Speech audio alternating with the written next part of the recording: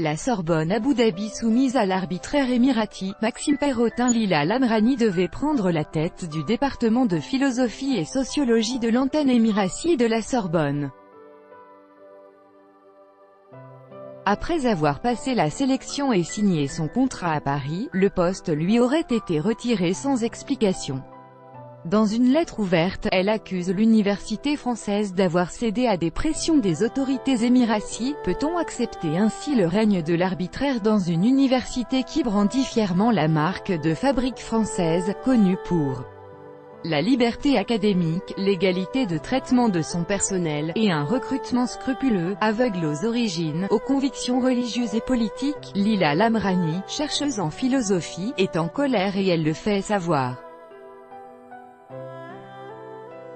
Dans une lettre ouverte adressée au président de la Sorbonne et au vice-chancelier de l'université Paris-Sorbonne Abu Dhabi, PSUAD, elle demande que la lumière soit faite sur son éviction du poste de directrice du département de philosophie et sociologie de l'antenne émirati de la célèbre l'université parisienne, pour lequel elle venait pourtant d'être sélectionnée.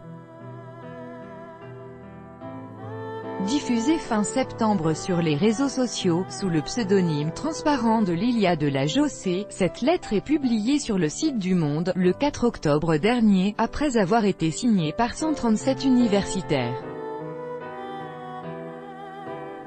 En cause, l'absence de justification motivant cette décision de la direction de PSUAD, alors même que sa sélection pour le poste avait été actée par le conseil d'administration de l'antenne d'Abu Dhabi.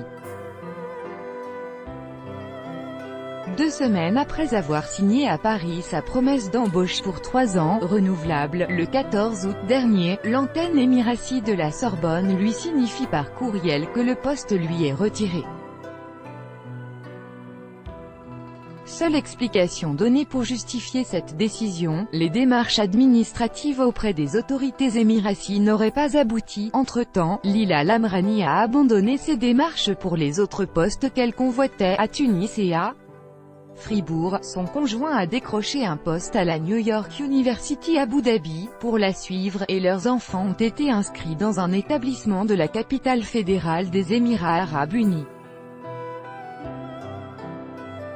Face à son insistance concernant le caractère quelque peu lacunaire de ses justifications, le vice-chancelier de l'antenne émirati finit par promettre une enquête, mais là encore, 2 semaines plus tard, le chancelier confirmera la décision de retirer le poste à Lila Lamrani avec la moindre absence d'explication. Tout porte à croire qu'elle a été le fruit de pressions extérieures à l'université, en déduit la chercheuse. Une institution universitaire française peut-elle légitimement se laisser imposer un tri au sein de son personnel élu sans la moindre explication?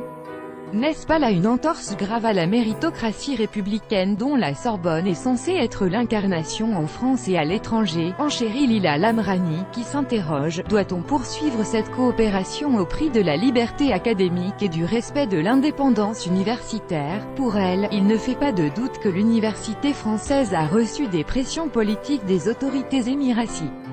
Selon Algérie Patriotique, un média algérien, elle devrait sa subite disgrâce aux relations tendues entre Alger et Abu Dhabi. Cette dernière aurait même donné comme instruction de ne pas recruter d'Algériens, même disposant d'un passeport français.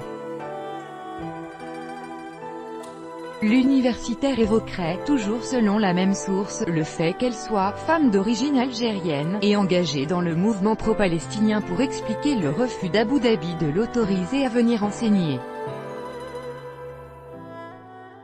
Lila Lamrani, qui a notamment créé l'Association pour la Palestine à l'INS, École normale supérieure.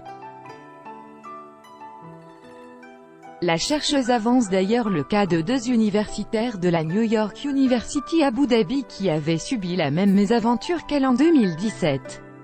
L'un d'eux, Mohamed Bazi, estimait ainsi que le refus de sa demande de visa par les autorités émiraties avait été motivé par ses origines et son affiliation religieuse, libanais chiite, qu'il avait eu à décliner.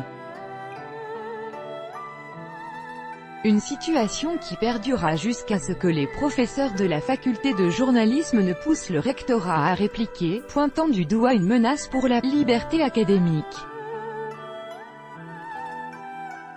Cette volonté de défendre la liberté académique face à d'éventuelles discriminations est-elle également à l'ordre du jour côté français?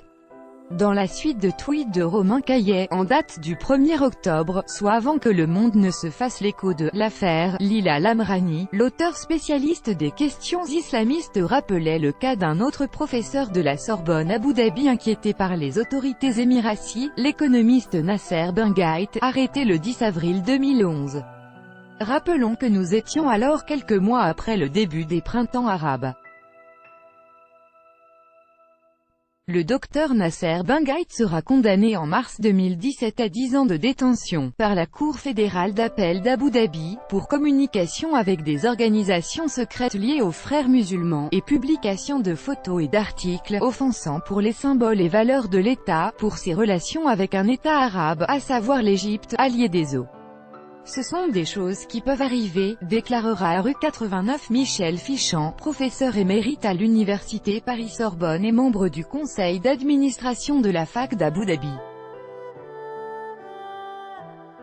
Visiblement pas au courant de l'arrestation, il soulignera que Nasser Benghait était un intervenant extérieur, venant assez rarement sur le campus. Il faut dire que les autorités émiraties n'annonceront pas son arrestation.